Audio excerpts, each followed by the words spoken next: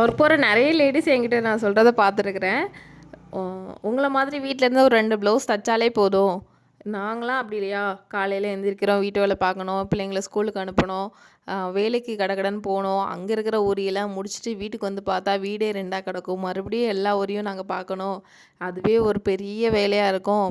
ஆனால் வீட்டில் இருந்து நீங்கள் எவ்வளோ ரிலாக்ஸாக ஒரு நாளைக்கு 2 ப்ளவுஸ் தைச்சாலே போதும் அப்படின்னு வந்து சொல்கிற நிறைய பேரை வந்து நான் பார்த்துருக்குறேன். ஆனால் உண்மையான விஷயம் என்ன அப்படின்னு பார்த்தீங்கன்னா, அதில் இருந்து பல மடங்கு ரிஸ்க்கானது தான் டெய்லரிங் தொழில் அப்படின்றது.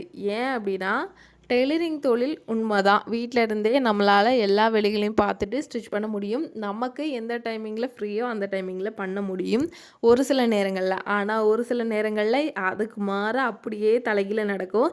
ஏன்னா இங்கே ஓனர் நம்ம தான். நம்ம ஒர்க் போகிறோம் அப்படின்னா ஒரு காலையில் 9 மணிலேருந்து ஒரு 4 மணி வரையோ இல்லை ஒரு 6 மணி வரையோ நம்ம ஒர்க்கை முடிச்சுட்டு மீதி ஒர்க்கை நாளைக்கு பார்த்துக்கலாம் அப்படின்னு சொல்லிட்டு வந்துடுவோம். ஆனால் டெய்லரிங் பண்ணுறவங்களுக்கு அப்படி கிடையாது.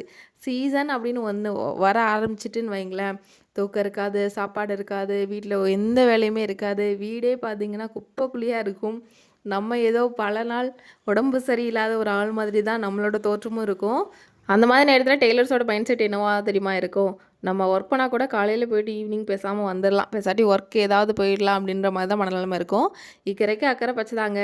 எல்லா ஒர்க்லையுமே கண்டிப்பாக ப்ளஸ் அண்ட் மைனஸ் இருக்க தான் செய்யும். காட் நமக்கு கொடுத்த ஒரு ஒர்க்கை டெடிக்கேட்டடாக ஒர்க் பண்ணுவோம் அப்படின்றது தான் என்னோட கருத்து.